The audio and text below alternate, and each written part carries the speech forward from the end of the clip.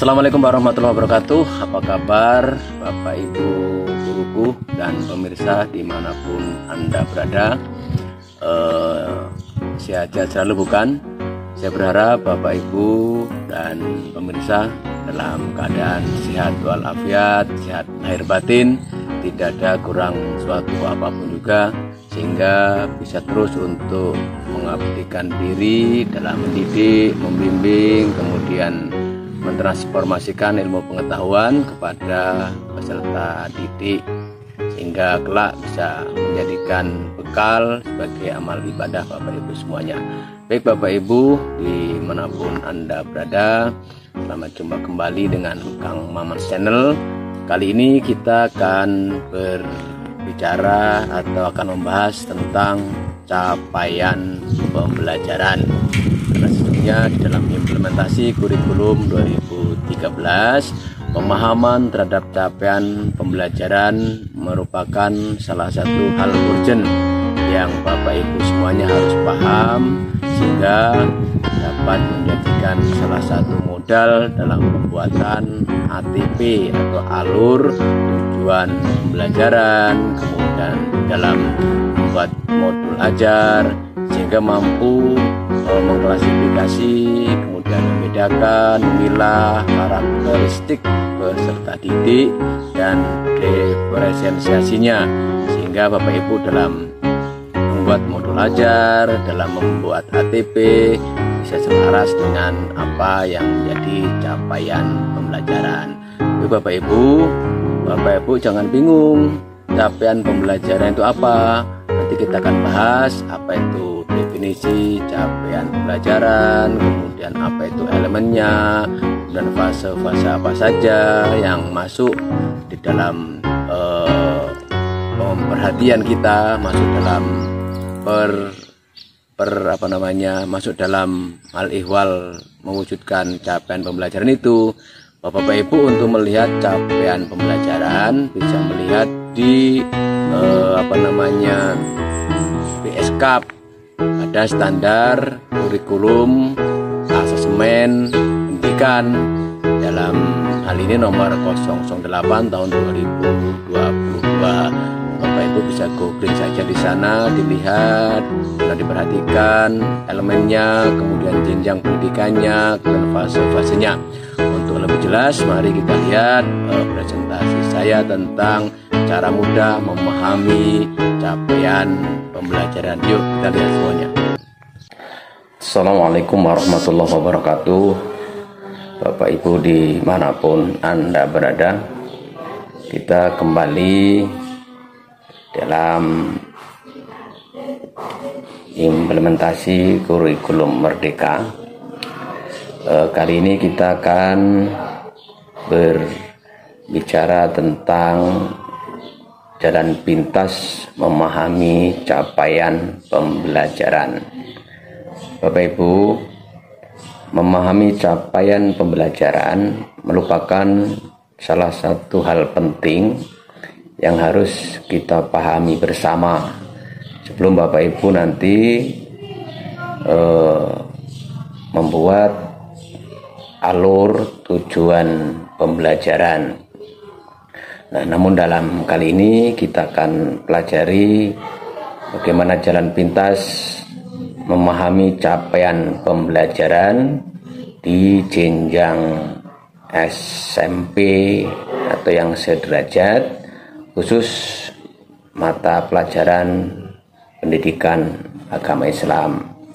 Baik Bapak Ibu dimanapun Anda berada, sebelum kita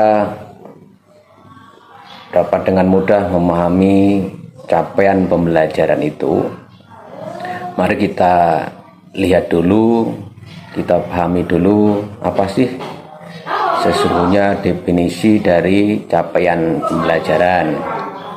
Capaian pembelajaran ini merupakan sebuah kompetensi pembelajaran yang harus dicapai oleh peserta didik pada setiap tahapan perkembangan. Gunanya adalah untuk mengetahui perkembangan karakteristik peserta didik di setiap mata pelajaran. Nah, baik dimulai dari tingkatan PAUD, kemudian tingkatan pendidikan dasar dan pendidikan menengah.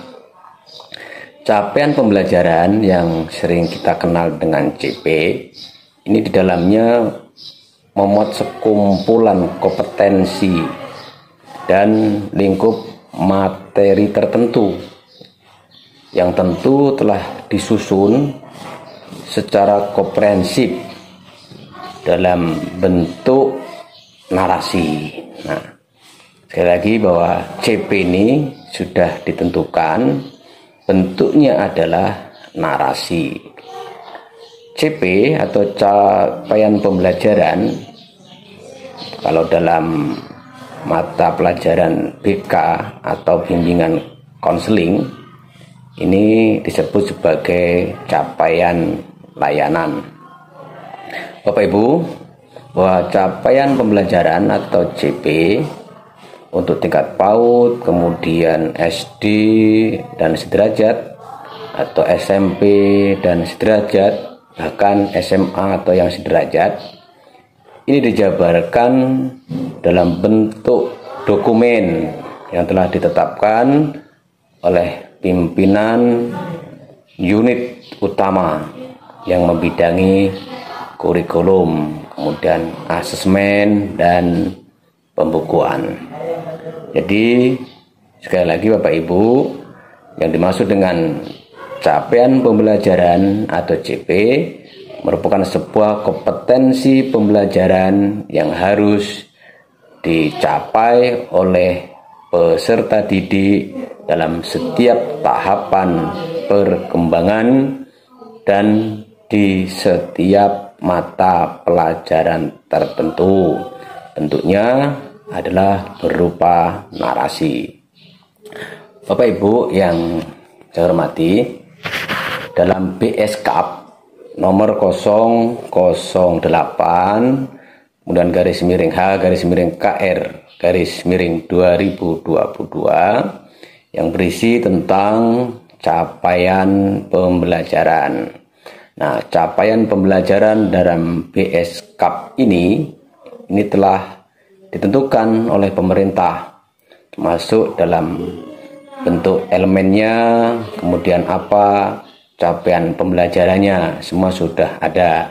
Jadi Bapak Ibu tidak perlu bingung, silakan aja googling, lihat di BSKAP nomor 008 garis miring H garis miring KR tahun 2022 tentang capaian pembelajaran di setiap fase dari PAUD, SD, SMP, SMA atau SMK. Di sana sudah ada, dan lihat di mata pelajaran masing-masing. Bapak Ibu, kali ini saya akan sampaikan salah satu contoh capaian pembelajaran atau CP mata pelajaran pendidikan agama Islam di SMP. Di SMP ini kita masuk dalam kategori fase D. Nanti akan saya sampaikan dan saya jelaskan fase itu. Bapak Ibu yang berbahagia, dalam Badan Standar Kurikulum Asesmen Pendidikan atau BSKAP nomor 008 garis miring H garis miring KR garis miring 2022 tentang capaian pembelajaran tingkat SMP mata pelajaran pendidikan agama Islam, ini ada 5 elemen penting yang harus Bapak Ibu pahami. Yang pertama ada elemen namanya Al-Quran Hadis. Nah, di elemen Al-Quran Hadis ini apa capaian pembelajaran atau CP yang harus dipenuhi? Dalam elemen Al-Quran Hadis, terutama dalam capaian pembelajaran atau CP-nya, bahwa peserta didik ini harus mampu memahami. Yang pertama, apa sih definisi Al-Quran dan Hadis Nabi Muhammad SAW? Kemudian posisinya sebagai sumber ajaran agama Islam. Ini pertama, capaian pembelajaran pertama, peserta didik harus mampu memahami definisi Al-Quran dan hadis Rasul, kemudian posisinya sebagai sumber agama Islam. Bapak Ibu, CP yang selanjutnya masih pada elemen Al-Quran hadis, mata pelajaran pendidikan agama Islam tingkat SMP, bahwa peserta didik itu harus mampu memahami pentingnya pembelajaran alam. Pentingnya pembelajaran alam dan lingkungan. Ini sebagai bagian yang tidak terpisahkan dalam ajaran Islam. Karena dalam ajaran Islam, ayat ini ada yang namanya ayat kauliyah. Ayat kauliyah ini adalah ayat-ayat Allah yang berupa dan tertulis, yang termaktub di dalam Al-Quran dan As-Sunnah, dan ada juga termasuk dalam ijma dan qiyas. Tapi ada juga ayat-ayat Allah yang di luar itu, namanya adalah ayat-ayat Allah dalam bentuk kauniyah, yaitu alam semesta beserta isinya. Oleh karena itu di elemen Al-Quran Al-Hadis, CP-nya di pendidikan agama Islam tingkat SMP yang kedua itu juga ditekankan bahwa peserta didik harus mampu memahami pentingnya pelestarian alam dan lingkungan sebagai bagian yang tidak terpisahkan di dalam ajaran Islam, yaitu memahami ayat-ayat kauniyah. Bapak Ibu dimanapun Anda berada semuanya, selain daripada itu masih dalam elemen Al-Quran dan hadis, capaian pembelajarannya atau CP-nya yang ketiga, yaitu peserta didik harus mampu menjelaskan pembelajaran tentang sikap moderat dalam beragama. Sikap moderat, sikap saling tasamu, saling menghormati, untuk menjaga berkebinekaan global, itu sangat penting. Oleh karena itu, jadi peserta didik harus mampu menjelaskan pemahaman tentang sikap moderat dalam beragama. Bapak Ibu, masih dalam elemen Al-Quran hadis di CP yang keempat atau CP yang terakhir, bahwa peserta didik itu harus mampu mendalami tingginya semangat keilmuan. Jadi harus memahami tingginya semangat keilmuan sebagai intelektual besar Islam. Dia harus mengakui hasil-hasil pemikiran para ilmuwan terdahulu yang telah berjasa besar di dalam pengembangan agama Islam. Bapak Ibu dimanapun Anda berada, elemen yang kedua di mata pelajaran pendidikan agama Islam tingkat SMP sesuai dengan BSKAP nomor 008-H-KR-2022 adalah tentang akidah. Nah, di elemen akidah ini apa CP-nya atau capaian pembelajarannya? Jadi di elemen akidah, capaian pembelajaran yang harus dicapai, bahwa peserta didik itu harus mampu mendalami 6 rukun iman. 6 rukun iman. Dalam sebuah hadis, antuk minu billahi wa malaikatihi wa kutubihi wa rusuli wal yaumil akhir wa tu'minu bil qadari khairihi wa syarihi. Bapak Ibu dimanapun Anda berada, selanjutnya elemen yang ketiga yaitu elemen akhlak. Jadi elemen akhlak ini peserta didik ini harus mampu mendalami peran aktivitas sholat sebagai bentuk penjagaan atas diri sendiri dan dari keburukan.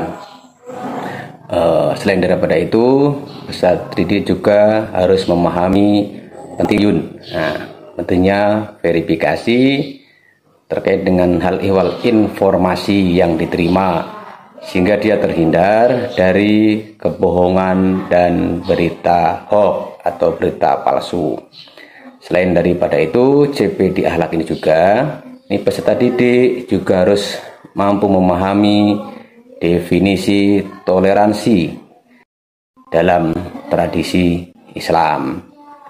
Tentu berdasarkan ayat-ayat Al-Quran dan hadis-hadis Nabi Muhammad Sallallahu Alaihi Wasallam.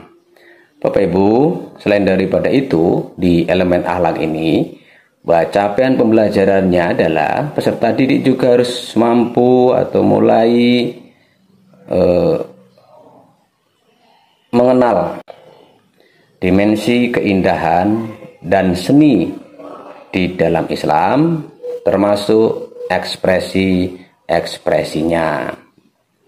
Bapak Ibu yang saya hormati dan berbahagia, elemen yang keempat di mapel pendidikan agama Islam tingkat SMP adalah tentang fikih.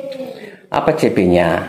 CP di fikih ini atau capaian pembelajaran di elemen fikih ini adalah bahwa peserta didik harus mampu memahami internalisasi nilai-nilai dalam sujud dan ibadah sholat, dan mampu memahami konsepnya di dalam muamalah. Kemudian konsep riba, kemudian ada rukhsah, serta mengenal beberapa mazhab fikih dan ketentuan mengenai ibadah kurban. Bapak Ibu guru dimanapun Anda berada dan pemirsa, elemen yang terakhir yaitu sejarah peradaban Islam. Sejarah peradaban Islam. Apa capaian pembelajarannya atau CP-nya? Di elemen sejarah peradaban Islam, capaian pembelajarannya atau CP-nya, bahwa peserta didik harus mampu menghayati penerapan akhlak mulia dari kisah-kisah penting dari Bani Umayyah, kemudian Bani Abbasiyah, kemudian dari Turki Utsmani, Syafawi, dan Mughal sebagai pengantar untuk memahami alur sejarah masuknya Islam di Indonesia. Jadi ada 5 elemen di dalam mata pelajaran pendidikan agama Islam, yaitu elemen Al-Quran hadis, kemudian elemen akidah, elemen akhlak, kemudian elemen fikih, dan yang terakhir adalah elemen sejarah peradaban Islam. Jadi tadi itu adalah capaian pembelajaran yang sudah ditetapkan oleh pemerintah sebagaimana dalam PSK nomor 008. Tapi Bapak Ibu yang saya hormati dan berbahagia, sebenarnya apa sih komponen penting dalam capaian pembelajaran itu? Di dalam capaian pembelajaran yang ditetapkan pemerintah dalam PSK nomor 008 2022 itu, komponennya itu ada rasional. Bahwa apa yang ada yang telah ditetapkan itu adalah masuk dalam kategori rasional yang bisa dimengerti dan dipahami oleh akal. Dan di dalamnya ada tujuan yang jelas, dan ada karakteristik peserta didik, dan yang terakhir itu adalah di dalam komponen CP atau capaian pembelajaran itu, bahwa CP berada pada mata pelajaran di setiap fase. Baik Bapak Ibu yang saya hormati, elemen-elemen capaian pembelajaran itu merupakan sebuah kelompok kompetensi esensial. Nah, jadi elemen capaian pembelajaran dalam PAI itu ada 5 itu dalam tingkat SMP. Ini merupakan sebuah kelompok kompetensi esensial dari Al-Quran hadis, dari akidah, dari akhlak, dari fikih, dan sejarah peradaban Islam. Bapak Ibu yang saya hormati, dalam memahami capaian pembelajaran kurikulum merdeka dalam IKM atau implementasi kurikulum merdeka itu, juga kita harus paham tentang fase-fase kurikulum merdeka, sehingga kita tidak salah dalam menganalisis karakteristik peserta didik di setiap jenjang.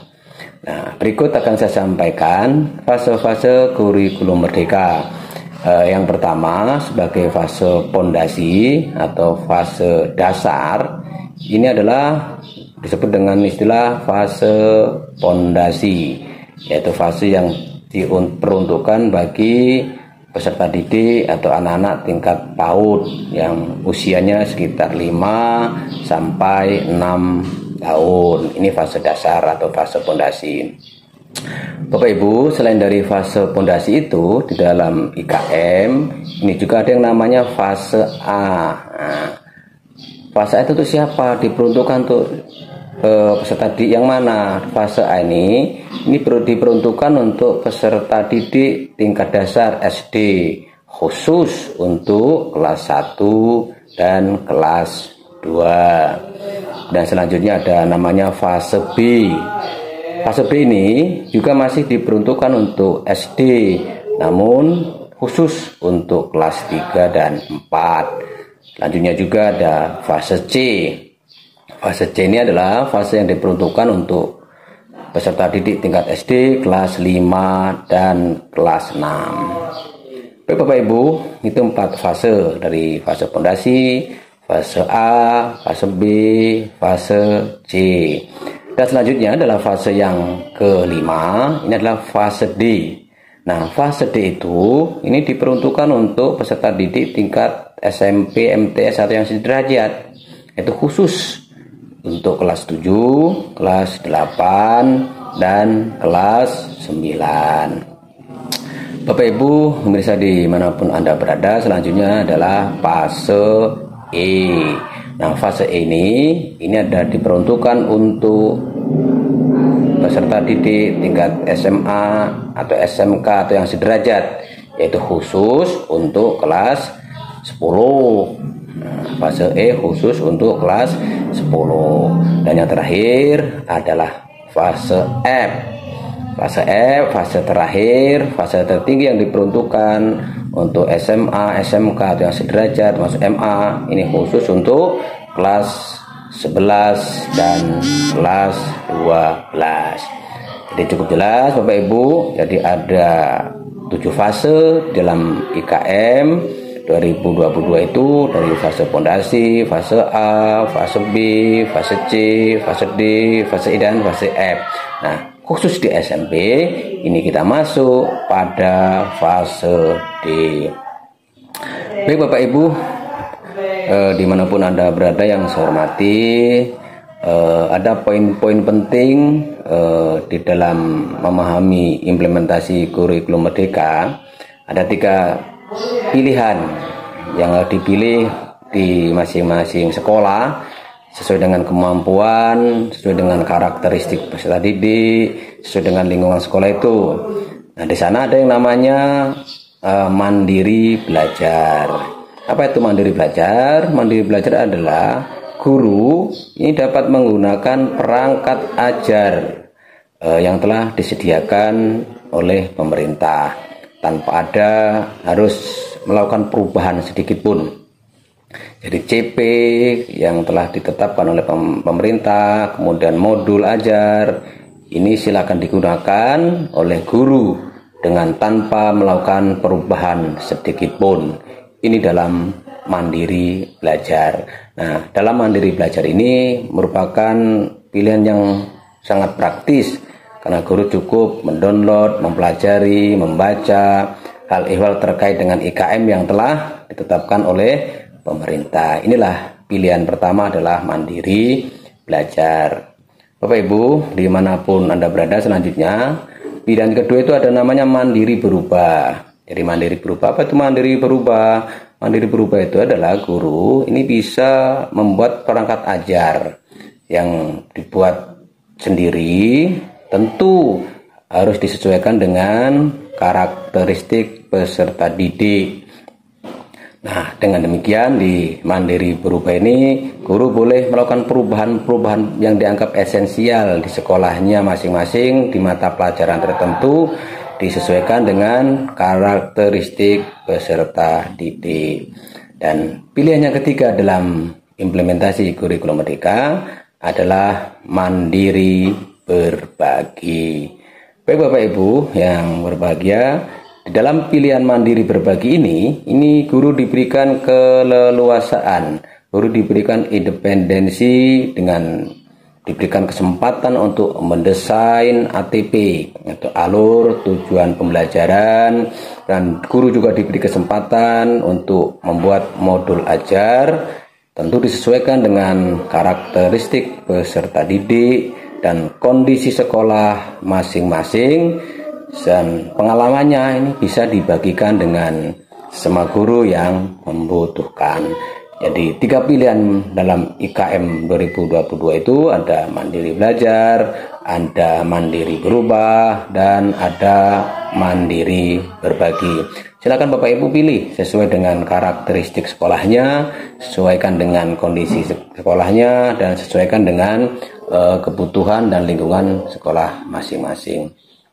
Bapak Ibu, jadi itu hal ehwal terkait capaian pembelajaran, baik dari definisi capaian pembelajaran, kemudian elemennya, fasenya, dan lain-lain tentang apa sih yang disebut dengan capaian pembelajaran. Saya berharap dengan pemahaman jurus jitu atau cara cepat memahami capaian pembelajaran, Bapak Ibu dengan mudah bisa memahami apa sih tentang capaian pembelajaran, sehingga dapat segera beraksi nyata diimplementasikan di sekolah Bapak Ibu masing-masing. Ingat, sesuaikan dengan karakteristik dan diferensiasi peserta didik di sekolah Bapak Ibu. Selamat